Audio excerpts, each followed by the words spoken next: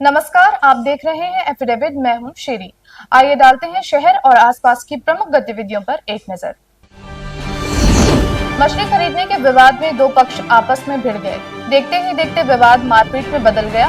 मौके पर पहुंची पुलिस ने दोनों पक्षों को हिरासत में लिया। जनपद में फाइलेरिया उन्मूलन अभियान को बल देने और 5 ब्लॉकों व एक नगरीय क्षेत्र में सर्वजन दवा सेवा केंद्र आज से प्रारंभ हो गया। सपा कार्यालय पर पूर्व सांसद फूलन देवी की 62वीं जयंती के अवसर पर कार्यकर्ताओं ने उनके चित्र पर पुष्प अर्पित कर उनको श्रद्धांजलि दी। और अब गतिविधियां विस्तार से। मछली खरीदने के विवाद में दो पक्ष आपस में भिड़ गए। देखते ही देखते विवाद मारपीट में बदल गया। मौके पर पहुंची पुलिस ने दोनों पक्षों को हिरासत में ले लिया। घटना का वीडियो तेजी से सोशल मीडिया पर वायरल हो रहा है। घटना पीपीगंज थाना क्षेत्र की है।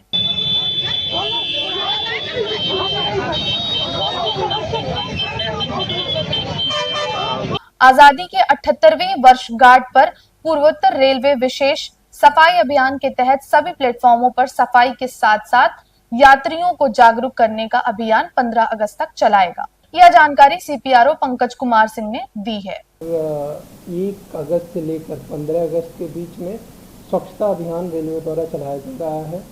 2 फेज में इस बार ये अभियान चलाया जाएगा। पहला जो 1 अगस्त से शुरू हुआ है 15 अगस्त तक, प्लेटफॉर्म पे या अलोंग द ट्रैक गिरती थी वो पूरी तरह से समाप्त हो गई है।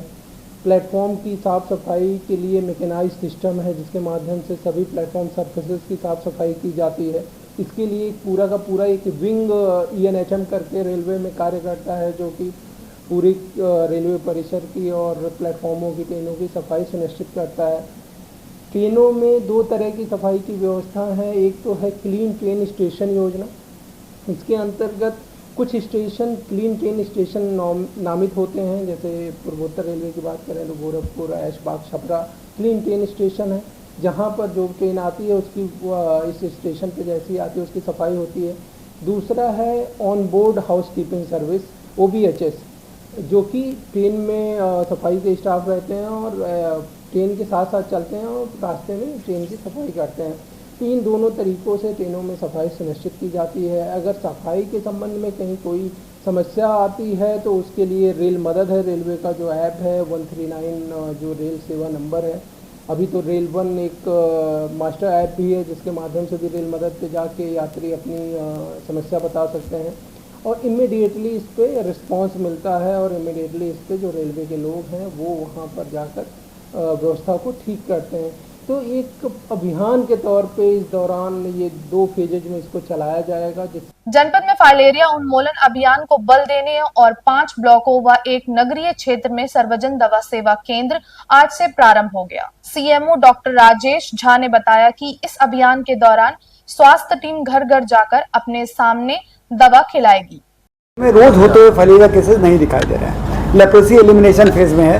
ट्यूबरकुलोसिस को हम एलिमिनेशन फेज की तरफ ले जा रहे हैं और उसके बाद आता है इरेडिकेशन फेज जिसमें कि बीमारी का समूल नाश होता है। जैसे हमने पोलियो इरेडिकेशन कराया, स्मॉल पॉक्स इरेडिकेशन कराया। ये सभी समाज में सभी लोगों का विशेष सहयोग की आवश्यकता है। रुस्तमपुर मिर्जापुर स्थित निषाद मंदिर में महाराजा गुहाराज निषाद की मूर्ति खंडित हो जाने से स्थानीय लोग और निषाद समाज में आक्रोश व्याप्त है। इस संबंध में मीडिया से बातचीत में मंदिर के पुजारी ने समाज के प्रतिष्ठित लोगों से नई प्रतिमा लगाने की मांग की है। अरे कहा सब देखता बा लेकिन कहे से कऊ जनी कहना कि हम लगवा दे केहू लगवाइले से नहीं उचित नहीं होता। संजय मुर्तु तो हाँ वो भी आते हैं। हाँ सब देखा तो सब जाना था सब। अरे जनी कहना कि हम बिना पैसा लिए हम अकेले लगा दे मंगा दे, लेकिन आज ले दर्शन। भगवान निषाद राज गुहराज महाराज की ये मूर्ति है जो निषाद मंदिर मिर्जापुर में ये मंदिर है। हम लोग के लिए भगवानों के भगवान निषाद राज गुहराज महाराज से हम लोग का प्रेरणा है, हम लोग के आराध्य हैं। इनकी आज बड़े अपार के साथ दुख के साथ मैं कहना चाहता हूँ कि मैं जब आया हूँ महाराज जी ने बताया कि 2-3 महीने से ये मंदिर का हाथ टूट गया, खंडित हो गया। तो मुझको बड़ा दुख हुआ। मेरे मन करा कि क्या किया जाए। तो मैंने कहा कि आज मैं शपथ ले रहा हूँ कि मैं इस मंदिर के अंदर जो ये मूर्ति है इसको बनवाऊंगा। उसके लिए मैं 5100 रुपये का मैं सहयोग राशि देने के लिए संकल्प लिया हूँ। रचनाकार दिनेश गोरखपुरी द्वारा रचित कर्मफल भावार्थ सहित पुस्तक का लोकार्पण एवं सम्मान समारोह कार्यक्रम प्रेस क्लब सभागार में संपन्न हुआ। मुख्य अतिथि डॉक्टर रामदरश राय ने दिनेश गोरखपुरी की पुस्तक पर प्रकाश डालते हुए कहा कि समाज को ऐसी ही रचनात्मक पुस्तकों की आवश्यकता है।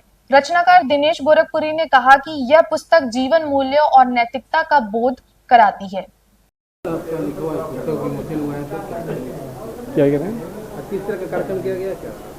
ये मानव जीवन में घटित घटनाओं को देखते हुए हमने कर्म फल भावार्थ सहित एक पुस्तक का सृजन किया, जिसमें आपके कर्मों जो करते हैं, जो भी कर्म आप करते हैं, उनका फल मिलना निर्धारित है और जो भी फल है इसी धरती पर मिलता है। इसके अलावा स्वर्ग नरक कहीं और नहीं है। आप अनेक योनियों में बदलकर उस फल को प्राप्त करते हैं। इसके साथ ही साथ गोरखपुर में जो दिवंगत साहित्यकार हो चुके थे, उनके सम्मान में हमने एक अमर साहित्य सम्मान रत्न का वितरित किया।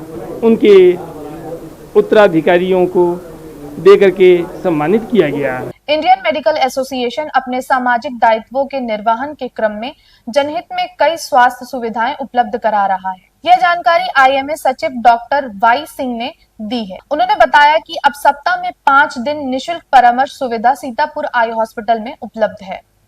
अभी हम लोगों ने जितनी भी स्पेशलिटी होती हैं, जैसे कार्डियोलॉजी हो गया, ऑब्स-गायनी हो गया, न्यूरोलॉजी हो गया, मानसिक रोग हो गया, पीडियाट्रिक हो गया, रेस्पिरेटरी हो गया, हर स्पेशलिटी के कम से कम 2 से 3 डॉक्टर्स अपनी सेवाएं वहां दे रहे हैं। और हम लोगों का प्रॉपर रोस्टर बना हुआ है कि किस दिन किस स्पेशलिटी के और कौन से डॉक्टर वहां उपलब्ध रहेंगे।